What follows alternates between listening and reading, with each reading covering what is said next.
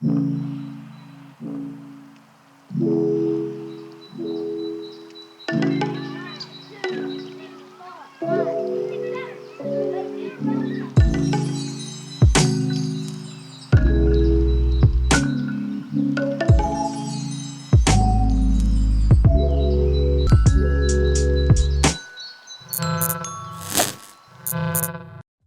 có nghĩ là cuộc sống tinh thần của em ổn định hiện tại là đủ ổn định cho tinh thần không? Ổn, rất ổn. Thực ra tụi mình có một cái hẹn quay một cái chương trình là karaoke là 3 năm trước, là lúc đó là 2015. Chính xác 2015. Là em mới vừa ra bài My Everything. Chính xác. Thời điểm đó rất là nhiều thay đổi trong cuộc sống của em đúng không?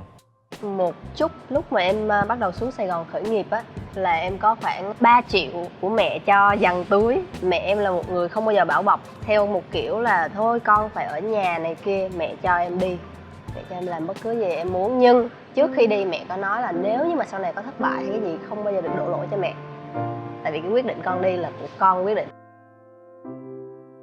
chứ không phải mẹ bắt con đi. Xuống Sài Gòn thì mọi việc vẫn ổn. Từ đó đến giờ em không có nhu cầu xài quá nhiều tiền. Cho đến lúc mà bắt đầu phải phối khí bài My Everything, bắt đầu phải đi thu âm, thì lúc đó mới là quãng thời gian thiếu nợ bắt đầu. Tốn hết bao nhiêu tiền cho một cái bài như thế, bài đầu tiên của mình? Bài đầu tiên em thiếu nợ khoảng chừng 30 triệu. Lúc đó là con số rất lớn. Rất lớn. Mẹ cho đi có 3 triệu, cuối cùng nợ gấp 10 lần. Tại sao em nghĩ bài đó lại sẽ được yêu thích? Không, em không có nghĩ bài đó sẽ được yêu thích. Mọi thứ với em có thể là nó đến rất là duyên số. Làm sao mình biết được khi mà mình ra một bài hát đi đâu về đâu, không biết. Thì mình cứ ra thôi. Bởi vì lúc đó em không có gì ngoài thời gian hết trơn á. Nên sau đó trong năm 2015 là liên tiếp có rất là nhiều bài nữa. Say You Do. Bẵng đi một cái là 3 năm sau em đã có một cái concert riêng. Yeah. Concert này tại sao lại là chill? Có phải là em đang học một cái xu hướng nào đó ở thế giới và em nghĩ là nó cần có ở Việt Nam không? Với em nha, âm nhạc thì là một cái gì đó để cho mình thư giãn, để cho mình cảm thấy thoải mái hơn. Chứ nếu âm nhạc nghe vào xong mình cảm thấy cuộc đời này nó bế tắc màu đen rồi, như vậy nó không ổn. Thì lúc đó âm nhạc nó có một cái gì đó rất là không ổn. Cho nên Chill With Me là một cách để cho mọi người hiểu rằng âm nhạc sẽ là một cái gì đó để mình thư giãn, mình nghe mình cảm thấy dễ chịu. Có thể cách đây 3 năm trước anh nghe cái bài My Everything anh sẽ cảm thấy là ô yêu đời quá, cuộc sống yêu đời màu hồng tình yêu. Nhưng ở thời điểm hiện tại thì nó là một cái version khác, làm cho anh không phải là nhìn về tình yêu đó và cảm thấy hối tiếc, mà là nhìn về cái tình yêu đó và mình cảm ơn về những bài học, cảm ơn vì họ đã xuất hiện, cảm ơn vì đã cho mình biết bao nhiêu là cảm xúc, là thăng hoa. Yeah, đó là điều em muốn. Hôm nay thì là cái chỗ này là cái chỗ mà anh rất là thích, Drinking and Healing. Em có tới đây bao giờ chưa? Ở đây là một cái không gian bar mới và có đầy đủ mọi thứ, nhưng mà anh muốn giới thiệu là bởi vì anh thấy nó hợp với Tiên. Nó vừa có cá tính, nó lại có những cái cửa sổ từ bên ngoài nhìn vào, giống như là mọi người thấy được bên trong của mình, nhưng chưa hẳn là mọi người nếm được bên trong của mình. So deep. Anh sẽ giới thiệu cho em một cái White Space nữa. Em có bao giờ biết White Space chưa? Nó là... Đây. Đối với White Space thì nó sẽ có một cái app như thế này.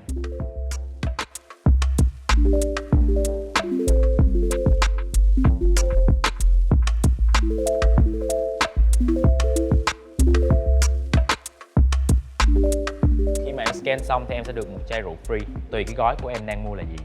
Ok. Dạ, xong này anh sẽ muốn. Thì đây là whisky, mình có thể uống shake. Anh sẽ cho em uống thử một sip nhỏ. Em có thể ngửi trước rồi em cảm nhận, em có thể taste.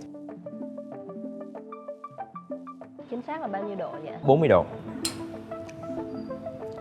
Một trong những dòng mạch nha đơn cất xuất sắc nhất của vùng Speyside, Scotland. Ở trên đây á, nó có những cái hương vị mà em có thể cảm nhận: cinnamon, honey, melon, vanilla. Con số 12 này có nghĩa là nó lấy từ 12 cái mẻ rượu, mẻ khác nhau từ những năm 1973 đến 2003, nó trộn lại thành cái chai này, những mẻ rượu ngon nhất. Thì anh sẽ pha một ly Manhattan cho em, dùng Glenrothes. Ok. Em uống ít rượu đúng không? Đúng rồi, em muốn ít. Vermouth, sweet vermouth, hương thảo mộc. có mùi cam thảo đúng không anh? Không màu. Maraschino này là loại liquor sherry.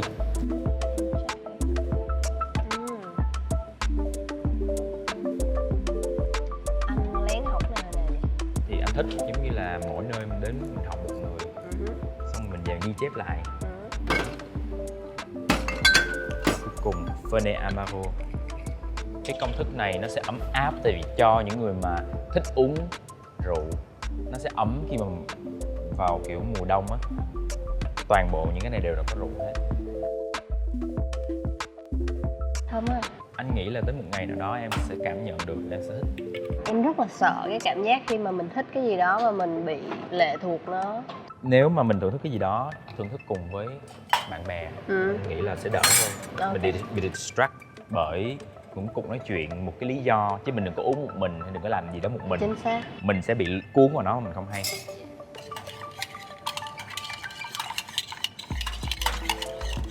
Thì em nhớ người ta lắc mà đúng không? Tùy lại, nếu mà trong đó nó có nước trái cây, có những thứ không cồn thì mình phải lắc để cho rượu và những cái nước không có cồn nó mới hòa với nhau. Okay. Còn nếu mà ở trong đây nguyên liệu toàn là những cái có cồn thì em chỉ cần gọi là stir thôi. Tại vì khi mà em shake nhiều quá, đá nó cũng không có hòa vô rượu được.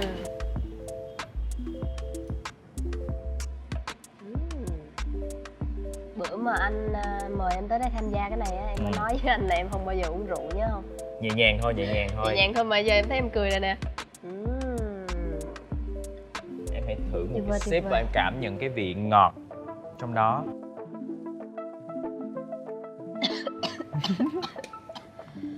Sao vậy? Mami cho con uống rượu vậy.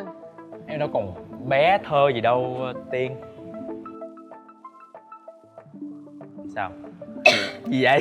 Gì vậy? Gì vậy? Ngọt mà đúng không? You sure? Yeah. Giống như là đưa cô bé vào đời vậy. Lúc mà mới vô thì nó hơi có một cái vị cồn mà em chưa quen, nhưng sau đó bắt đầu có vị cam thảo nó xuống đây.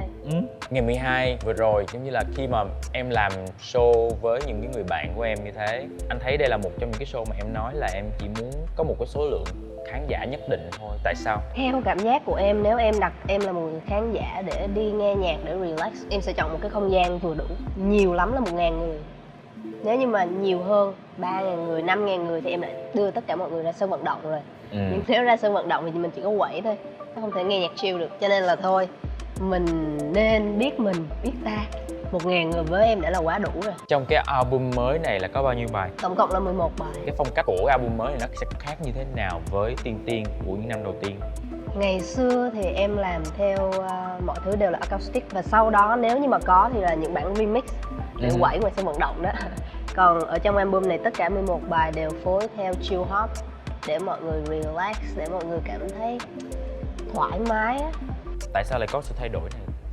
Anh cứ nghĩ là ở cái thời điểm là em 28 tuổi em sẽ còn sung sức và em muốn kiểu bùng nổ hơn, rồi sau đó em mới bắt đầu thu lại và chill lại hơn. Cách đây khoảng chừng 1 năm rưỡi, lần đó là lần đầu tiên mà em được đi Sapa. Ngày đầu tiên đặt chân đến Sapa là em xuống một quán cà phê nhỏ xíu thôi, cà phê ven đường á, nhưng mà cái tầm nhìn lại nhìn thẳng lên núi Phan Xipang. Khi đó thì em đang ngồi hưởng thụ với tất cả mọi người, kiểu ngồi thoải mái, ngồi đây là cảnh đẹp nhất mà mình từng thấy. Ví dụ như ở Đà Lạt anh thấy đồi núi 1, ở Sapa nó sẽ nhân lên gấp 10. Nó là một cái sự hùng vĩ chứ không còn lãng mạn thơ mộng nữa. Đầu óc mình rất là thoải mái nha. Thì bỗng nhiên Say You Do phát lên. Em đang ở trên đây, xong em bắt đầu Bởi vì chính bài hát của mình. Bởi vì chính bài hát của mình. Em có một cái thói quen hơi xấu, đó là rất là sợ khi nghe nhạc mình ở nơi công cộng. Em bị thu mình lại á. Em rất là sợ bị người khác chú ý. Người rất là sợ đám đông. Không hẳn là sợ đám đông. Nếu sợ đám đông em không thể làm công việc này. Nhưng em chỉ sẵn sàng khi em đứng ở trên sân khấu, và lúc đó đầu em mindset là bây giờ tôi sẽ đứng với tất cả mọi người ở đây. Còn khi đó là em đang muốn hưởng thụ, cho nên em muốn không ai biết em, không ai quan tâm em. Em muốn làm một cái gì đó nhỏ xíu ở một nơi đó. Thì bỗng nhiên cái bài hát của mình nó vang lên và em chuồn xuống và kêu thôi đi về. Đi về khách sạn nằm. Về khách sạn nằm 3-4 ngày em suy nghĩ về cái việc đó của em, về cái việc mà tại sao người ta happy khi mình đến, người ta mở nhạc mình mà mình lại bỏ đi, trong khi mình khó chịu với chính cái mà mình tạo ra. Đó là một câu hỏi mà em suy nghĩ suốt chuyến Sapa đó. em không hưởng thụ được gì nữa, em không enjoy được nữa, cứ suy nghĩ hoài, xong em cảm thấy bực mình về chính mình. Em về lại Sài Gòn, em nghe lại bài hát đó, không có cảm giác đó. Em cảm thấy bình thường, em cảm thấy ủa lúc đó bộ có ai làm gì mình, có ai dựa mình, xong rồi mình cảm thấy tự ghét chính mình. Thì sau nửa năm em quay lại Sapa một lần nữa, em lại vẫn mở bài hát đó lên, Say You Do. Bài hát em rất thích bởi vì ngày xưa em viết nó cho một người rất là đặc biệt. Em lại cảm thấy khó chịu một lần nữa, lúc đó là em chủ động mở nha. Thì về lại Sài Gòn, em phải tìm ra câu trả lời cho cái vấn đề này. Là do mình, do nhạc của mình, hay là do cái gì tác động mình? Thì lúc đó em mới bắt đầu tìm hiểu về dòng nhạc chill hop. Xong em nghĩ là nếu như mình làm lại những bài hát của mình theo dòng nhạc này, thử đem lên Sapa coi sao. Em mất gần 6 tháng để làm 4 bài, đem lên Sapa perfect. Xong rồi em nói là ok thôi, đây là câu trả lời rồi, không nghĩ gì nữa. Có nghĩa là âm nhạc nó phải phù hợp với không gian. Chính xác, anh không thể nào mang EDM lên Sapa anh nghe được. Em rất yêu Sapa. Khi mà cái lần đầu tiên đến cái đây 1 năm rưỡi là em biết là em thuộc về nơi đó rồi. Ở Lâm Đồng á, là một cái cảm giác giống như là quê nhà của mình rồi. Nhưng khi mà lên Sapa em cảm thấy giống như là thiên đường vậy đó. Em có nghĩ là vì cái tính của em nhiều khi nó lệ thuộc vào cảm xúc rất nhiều. Đối với người ngoài nó cũng sẽ là một cái khó gần, đôi khi mọi người không thể tiếp cận được với em. Nhưng nếu mà em nghe nhạc của em mà em cảm thấy khó chịu là chết rồi. Tất nhiên là phải có bài hát mà cột mát của Tiên Tiên đúng không? Đối với em bài nào hợp với không gian này nhất? Vì tôi còn sống thì ngày mai tôi mới có thể qua đây uống được nữa. Yeah, đúng không? Một ngày khác anh sẽ hẹn em uống không có máy quay. Vì tôi còn sống.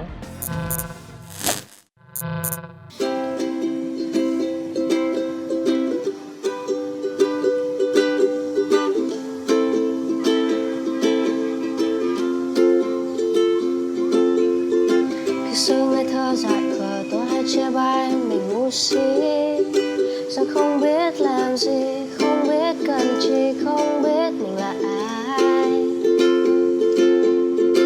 Bao năm bon chen ngoài đời soi gương nhìn vẫn thế, đầu vẫn rối bù xù thầm bé ulu. Cứ sai đi vì cuộc đời cho phép, cứ yêu đi dù rằng mình ngu si. Ai lừa ai hờn ai, giận ai, thương ai cho qua đi. Cứ đam mê dù những người cứ chế và cứ vui lên. Vì ta không cô đơn. Vì sao? Vì tôi còn sống. Vì tôi cần hát lên. Vì tôi còn viết lên bao điều trong lòng tôi. Vì tôi còn sống. Dễ thương. Và bây giờ chúng ta sẽ đến với trò chơi thần giao cách cảm. Anh với em sẽ thay phiên nhau đọc câu hỏi và sau đó chúng ta sẽ đếm 1, 2, 3 và cùng trả lời một lúc. Nếu mình trả lời giống nhau thì mình thoát. Nếu mình trả lời khác nhau, mỗi đứa một điểm. Ở đây là có 3 nước thường, 3 nước thánh. Tiên Tiên sẽ phải nói là tôi Tiên Tiên chấp nhận cuộc chơi này. Ok. Thôi Tiên chấp nhận cuộc chơi này. Chơi. Chơi không? Chơi. Vô. Tên một bài hát mà bạn nhất định sẽ nghe vào đêm Giáng sinh. 1, 2, 3.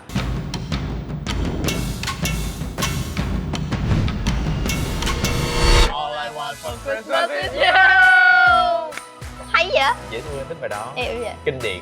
Yeah. Mariah Carey. Yeah right. Được Yeah. đó, mình hiểu ý nhau đó, thì rất cảm đó. Để ta hành động. Nói đến một nghệ sĩ trẻ đa năng, bạn nghĩ đến ai? Là có thể tự hát, tự sáng tác, tự phối khí, tự làm hết tất cả mọi thứ. Với em như vậy là đa năng. Không tính Tiên Tiên trong đây nha. Không tự nói nha. Kỳ lắm luôn á. 1, 2, 3. Trang. Ai vậy? Anh định nói Vũ Cát Tường.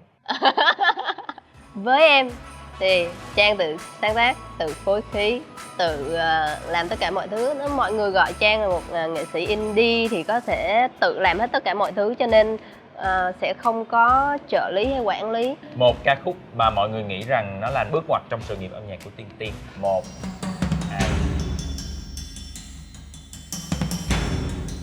3. My Everything. Yeah. Đỡ quá, đang say lắm rồi, không muốn uống nữa đâu. Anh định nói là vì tôi còn sống hoặc là Say You Do, nhưng mà anh nghĩ My Everything mới là cái mà khi người ta nhớ về Tiên Tiên người ta nhớ nhất. Một điểm chung giống hoặc tương đồng giữa Dustin và Tiên Tiên. 1. Khoan. Em quên câu trả lời của em. Câu trả lời. Rồi. Tấm lòng của mình. Rồi. Có khác cũng không sao. Khác thì uống, say muốn chết á. 1, 2, 3. Khép kín. Anh không khép lắm. Em khép lắm hả? Em cũng đang không khép lắm. Khép kín đối với em là sao? Khép kín là anh không có show off quá nhiều việc tình cảm hoặc những vấn đề riêng tư lên mạng xã hội.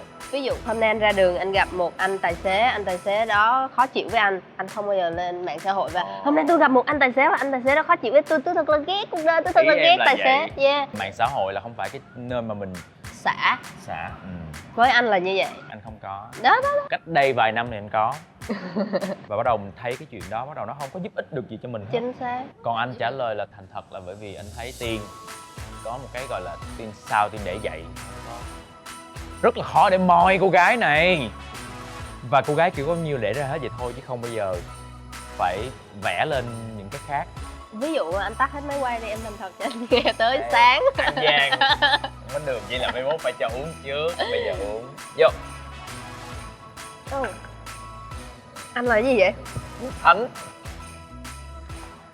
Vô. 1/3 thôi nha. Không. Không được, để mình hứa với nhau rồi, em có cuộc họp rất quan trọng. Nhẹ nhẹ lắm, smooth lắm em. Thôi, nửa ly thôi, dòng Vô.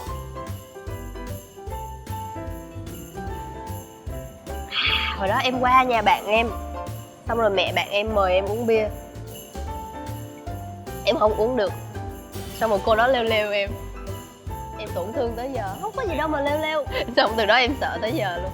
Nói đến một rapper Việt Nam, bạn nghĩ đến ai? 1, 2, 3. Boy. Yeah. Ok, sướng không? Boy mới ra một cái bài mà rất thích. Công. Xuất sắc nhất. Hôm đó Boy ra bài công là công phượng với bàn luôn. Em hiểu chữ công là gì? Công hả? Là con công. Công có nhiều nghĩa. Công là ngày công, công là công việc, công là chuyện công, chữ là công cộng. Ok. Kiểu chơi chữ đó hay. Để mà nói về Boy chơi chữ thì em chưa thể nào hiểu được 100%. Em phải gặp Su, em hỏi Su câu này là sao vậy? Khi mà Su nói ra hết hồn luôn. Công nhận như những cái bạn mà rapper họ nói chuyện thôi mà họ viết mình thật sự khâm phục luôn á, anh khâm phục nó lắm luôn á. Một món ăn đặc sản của Việt Nam. Là khi người nước ngoài nghe tới món đó là biết của Việt Nam, đúng không? Ok. 1, 2, 3. Bánh mì. Bánh mì cũng đúng nhưng mà phở cũng đúng. Ở đâu có nước nào có phở giống mình đâu. Có một lần em đọc phở ngày xưa bắt nguồn là của Pháp. Từ cái món bò ragu hả? Cái loại bò hầm. Bánh mì thì cũng là baguette của Pháp thôi. Đúng rồi, thì mình ảnh hưởng. Em thích ăn bánh mì hay ăn phở hơn? Em thích ăn phở, em thích ăn phở lắm. Thực ra là anh thích ăn bún bò hơn. Tại vì nhân dịp là Hoa hậu Hồ Hạnh Nhe là promote món bánh mì ở trong cái bộ trang phục. À vậy hả? Em có thấy cái bộ trang phục truyền thống của Hoa Hậu không? Yeah. Nè. Bây giờ 100% nha. Nhắm mắt. Ok. Anh hùng. 3, 2, 1. Ôi chết mình. Nước Thanh hả? Nước lọc. Nước lọc luôn. Vì cái việc mà em hợp tác với những người bạn của em như là Trang, Vũ, Đen, điều gì khiến em tìm được những người bạn hợp tính như vậy hay là hợp trong âm nhạc? Để nói về những con người đó thì chỉ có 2 từ thôi. Tuyệt vời. Và 2 từ nữa đi, gan dạ. Em biết đến Trang cách đây hơn 1 năm. Khi đó gặp Trang thì em chưa biết Trang là ai cả.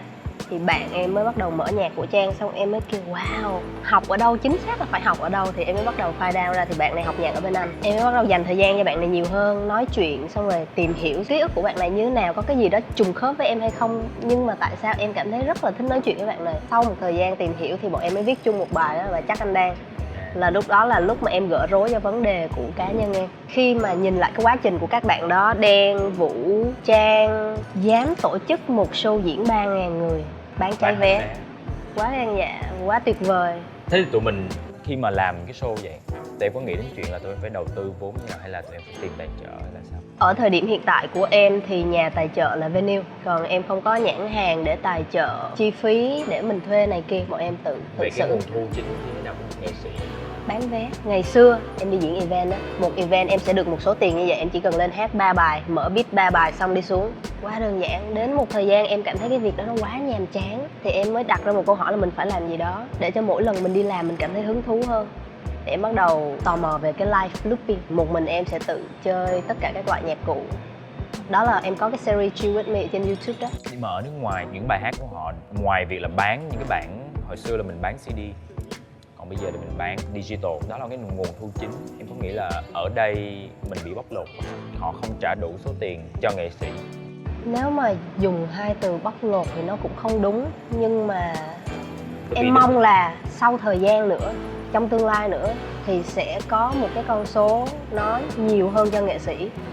Tại vì đôi khi mà đi nói chuyện với khách hàng á, ai cũng muốn nói là nghệ sĩ phải như thế này, nghệ sĩ phải như thế kia. Nhưng khi mà nói chuyện với họ về những con số họ trả lại cho nghệ sĩ á, em mới nói thẳng luôn, đừng bắt nghệ sĩ phải như thế này, như thế kia, phải giữ chất trong khi trả tiền cho họ quá ít.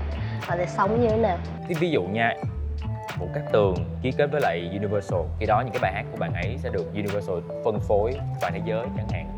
Tìm những cái chiến lược hợp nhất để mà bán bài hát, bán album, chứ không phải là dùng hình ảnh của người ca sĩ để bán quảng cáo. Em có nghĩ là mình sẽ đi theo cái hướng tìm cái label âm nhạc và ký kết với họ? Với tính cách của em muốn là một người tự do. Đó là lý do tại sao em không vào công ty, bất cứ công ty nào hết. Cực hơn người khác là một mình phải làm nhiều khâu, nhưng mà không sao, em cảm thấy thoải mái về điều đó. Nói chung là mỗi người sẽ có mỗi hướng đi khác nhau. Ở thời điểm hiện tại thì nguồn thu của em là đi diễn, còn chắc chắn là việc mà kinh doanh âm nhạc á, thì chỉ có trên YouTube của em là ổn định thôi, còn những nguồn thu khác thì hầu hết là em không nghĩ đến. Đây là trò chơi thú thật. Trong đây Tiên Tiên và Dustin đã viết 3 điều thật, 3 điều xạo, chia theo cặp. Mỗi cặp là một điều thật, một điều xạo. Mỗi người sẽ đưa một cặp ra và người kia chọn bên nào, thì đọc cái điều đó lên và đoán điều này là thật hay xạo. Trước hết em tặng cho anh một câu hỏi. Đố anh em mang một món quà đến cho anh là thật hay xạo? Tự nhiên giờ mình nói xạo em với viên. Thật.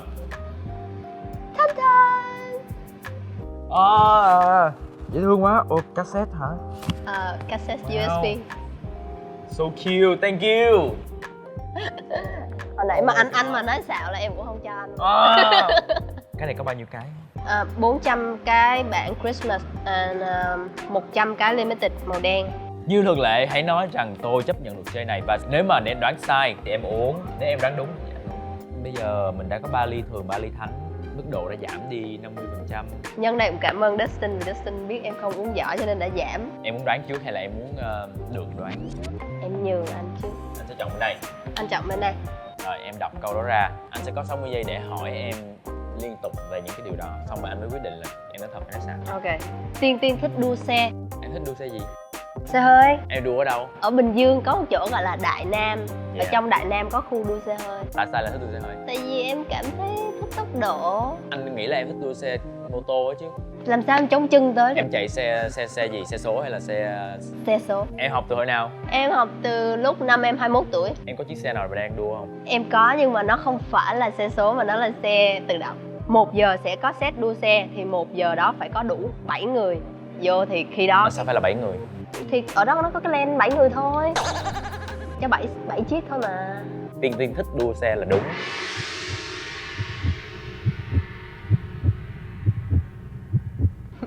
Kết quả là xạo. Em không thích đua xe, em sợ cảm giác mạnh. Nhưng em rất thích chơi xe đụng. Thì anh biết không? Anh biết cái đó không? Biết. Có nghĩa là cũng phải vô, cũng phải đợi nhiều người vô thì mới bắt đầu một cái set, xong rồi vô bắt đầu mọi người chạy xong đụng nhau keng, xong cái nó lại tung. Cái cô còn lại là gì? Tiên được mẹ đút cơm đến năm lớp 4. Vậy luôn á hả? Em hồi nhỏ em rất là lười Em ăn. biếng ăn à? Hồi nhỏ em ốm lắm, ốm nhách à. Biếng ăn tới khi lớn luôn á. Bây giờ có biếng không? Bây giờ thì thích ăn nhiều hơn, tại vì biết nấu ăn rồi cho nên mình có thể điều chỉnh được. Có ai phải đút nữa không? Không, mà hồi đó em xấu hổ lắm luôn á. Bạn tới chơi nhà nhưng mẹ vẫn phải đút cơm. Tại vì nếu mẹ không đút em sẽ không ăn hết chén cơm đó. Rồi em chọn cho anh đi á. Em chọn cho anh hả? Uống đi. Anh nghe mùi rồi phải không? Anh không cho em biết là cái gì luôn. Em có thể biết đó là cái gì đó. Anh chọn đi. Cái này. Dustin đã tốt nghiệp trường sân khấu điện ảnh. Ai dạy anh? Thầy của anh tên là thầy Chính. Năm đó là năm bao nhiêu? Năm đó là năm 2003 đến 2005. Em đoán luôn nha. Anh nói xạo. Nếu anh nói thiệt, anh sẽ nhìn vào mắt em nhưng anh liên tục đảo mắt qua bên phải. Đó là sự khoa học. Trời ơi! Trời ơi! Chết rồi! Đúng rồi. Cho nên á, em là một người cực kỳ nhạy cảm. Khi mà ai mà gặp em lần đầu tiên mà họ thật hay họ xạo em cảm nhận được liền. Và ai không thích em, ai thích em nhưng họ cố gắng là họ thích em cũng cảm nhận ra được. Em. Anh thích em, Không. anh rất thích em. Ơi kỳ quá à. Chứ gì không lẽ giờ anh không thích em. Uống đẹp. Em có thể nói được không là trong đôi mắt của anh là anh uống cái gì? Anh uống rượu. Không à. Anh đừng lừa em. Thấy thương. Thấy thương. Thấy thương. Ok. Tiên Tiên thích nơi yên tĩnh. Những nơi yên tĩnh là như thế nào? Là không đùng đùng đùng đùng đùng đùng. Em có hay đi bar không? Có. Ở Hà Nội thì em sẽ đi 1900. Ừ. Còn ở Sài Gòn thì em tự chơi ở nhà tại em có bàn DJ. Anh nghĩ là em nói thật. Nói thật hả? Ừ. Tại vì so với những gì mà anh biết về em. Đáng lý ra cái câu này em phải ghi khác đi. Ok, chọn đi. Như tình bạn. Vô em. Wish you Mặc luck. dù em không uống rượu nhưng em có thể nhìn được nó là rượu hay là nước. Khô không? Thua.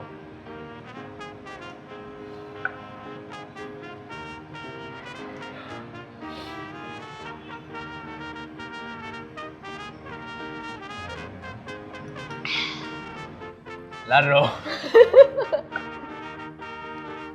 Dustin không ăn được mắm và các loại nước mắm. Anh ăn bún mắm bao giờ chưa? Không thích ăn. Em cười hơi nhiều rồi đó, em say rồi đó. Say hả? Say. Say.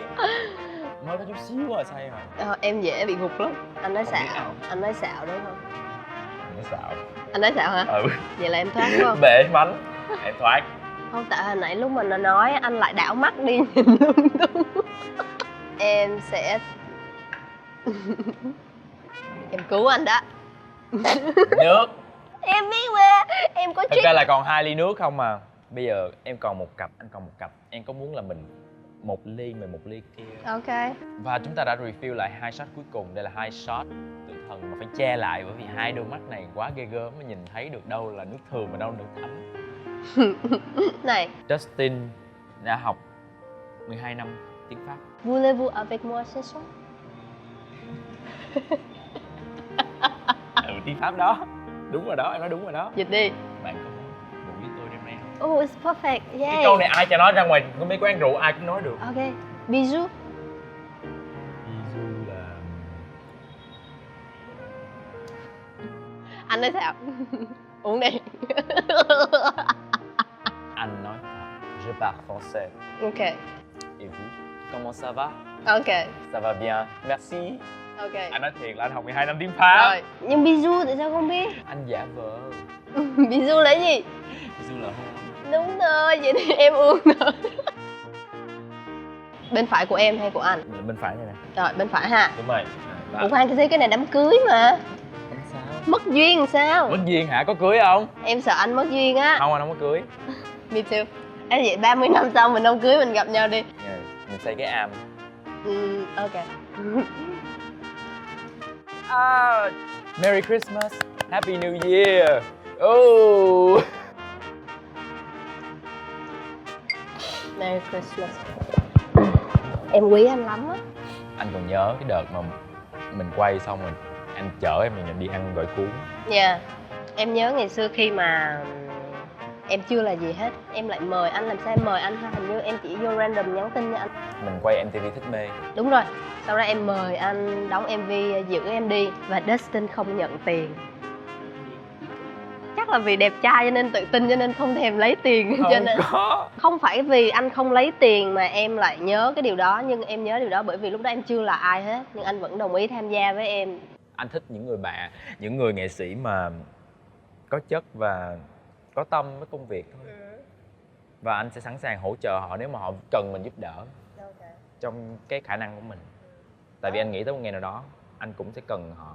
Đó là điều em quý. Quay lại một cái vấn đề mà anh nói là nghệ sĩ đang bị bóc lột, thì em muốn đính chính lại hai chữ bóc lột đó là không phải. Bởi vì ở nước ngoài khi mà người ta nghe nhạc, người ta luôn trả tiền.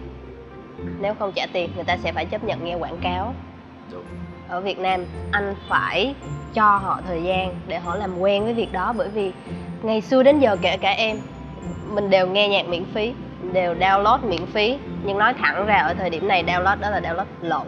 Và mình không cổ suý điều đó. Đúng rồi, bắt đầu từ thời điểm mà em làm nhạc nghiêm túc thì em không cổ suý điều đó. Nhưng mình phải cần thời gian để khán giả từ từ làm quen với việc trả phí khi nghe nhạc, trả phí khi đi coi ca nhạc. Và em nghĩ là cũng không hẳn là những nhà mạng ở thời điểm hiện tại muốn cái việc là mọi người nghe nhạc miễn phí. Nhưng với bản thân họ, em nghĩ họ cũng phải cần thời gian.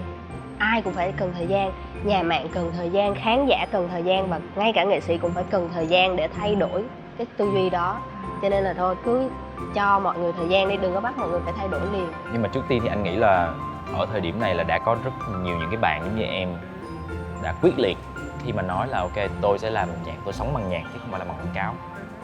Thì anh tin là trong tương lai điều đó có thể làm được. Khán giả sẽ đến nghe vì nhạc của em chứ không phải là vì một cái nhãn hàng nào đó tài trợ và em sẽ đến muốn may quay cuồng vào mặt nhiều, làm khùng làm điên mà âm nhạc thì không đủ chất lượng. Với bản thân em thôi thì cách đây khoảng 1 năm trở lại đây, em bắt đầu thay đổi suy nghĩ về việc đi làm. Ngày xưa em đi event rất là đơn giản, 3 bài lên bật beat. Nhưng sau này em muốn chọn lọc khán giả. Đâu là khán giả thực sự và đâu là khán giả thì theo phong trào. Đó là lý do tại sao em làm cái concert ngày 12 tháng 12. Khi đó mình sẽ nhìn thấy được những người khán giả, họ sẽ đồng ý bỏ thời gian và đồng ý bỏ tiền mua vé ra đến với mình. Chứ không đơn giản là họ đến một cái event mà miễn phí, họ đến họ xem xong rồi họ đi về, không đọc lại gì trong lòng họ hết. Anh cũng hy vọng là sau cái event này em sẽ còn thêm nhiều cái nữa để mà định hướng được khán giả, và khi họ đến là họ biết họ nghe cái gì, họ muốn cái gì, không cần quá nhiều người. Ngày xưa lúc mà em quyết định làm cái concert này em nghĩ là 400 người là maximum rồi.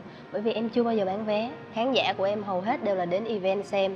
Họ xem xong họ đi về. Để mà nói bỏ ra một số tiền, họ đến họ nghe nhạc với em là một cái gì đó rất liều lĩnh. Thank you so much. Okay, I will listen to this.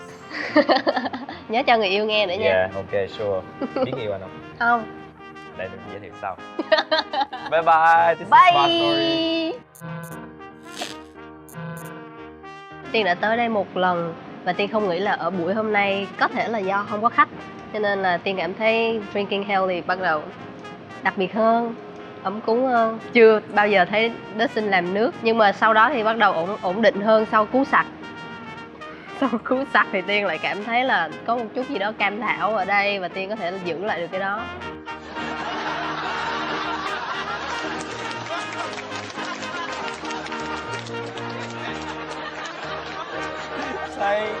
Say.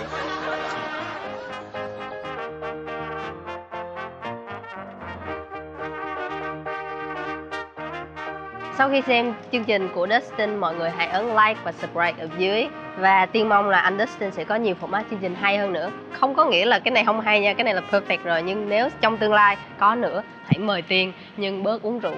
Thank you. Bye.